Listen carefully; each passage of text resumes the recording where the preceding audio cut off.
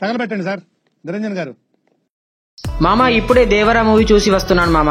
దాని రివ్యూ ఏంటో మనం తెలుసుకుందాం. అంతకు ముందుగా నా ఛానల్ని లైక్ చేసి షేర్ చేసి సబ్స్క్రైబ్ చేయండి.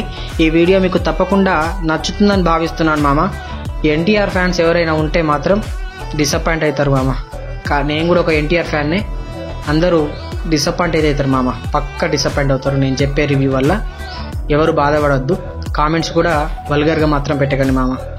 అయితే మన మూవీ విషయానికి వస్తే ఏముందనిపించింది మామ, నాకైతే ఏమనిపించలే.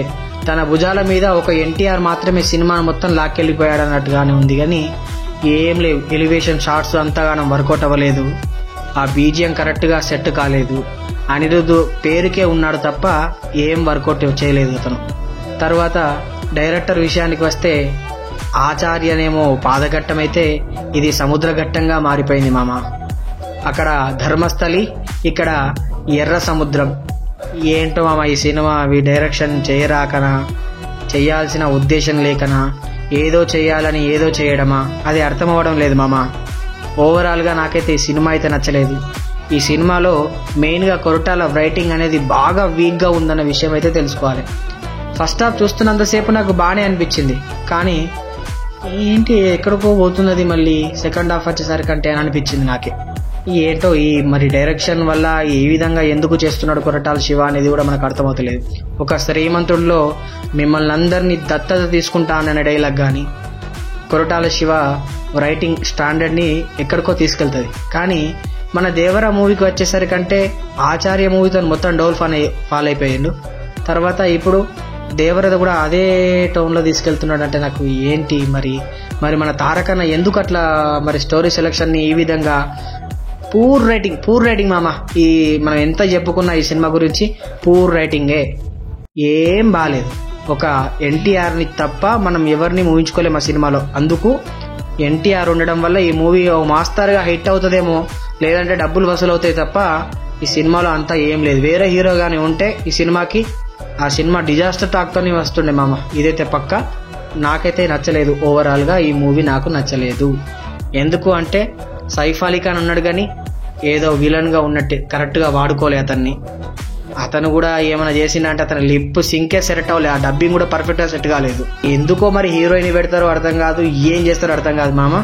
అసలు హీరోయిన్ ఉండాల్సిన అవసరమే లేదు అక్కడ ఒక పాట రెక్సోనా యాడ్ లెక్క. ఏం చెప్పాలో ఏమో నాకు అది అర్థమవుతలేదు మామ.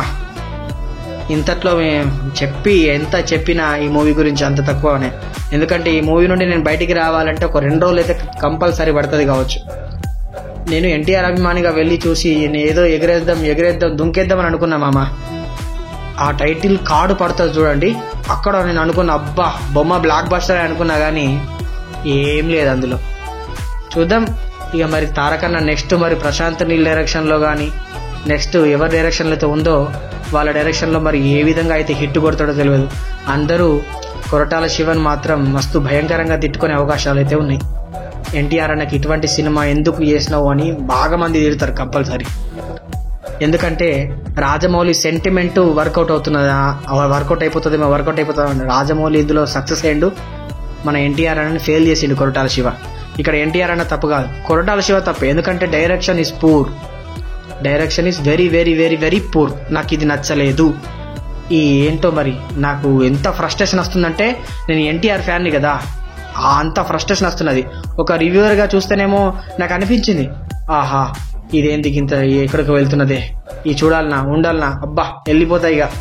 ఇక ఫస్ట్ హాఫ్లో ఒక 20 minutes ఫస్ట్ లాగ్ అనిపించిన తర్వాత కొంచెం పైకి వెళ్తున్నదే, హైప్ వెళ్తున్నది అనుకున్నా. ఇంటర్వెల్కి వచ్చేసరికి అబ్బా ఇక మన బొమ్మ బ్లాక్ బస్టర్ అనుకున్నా.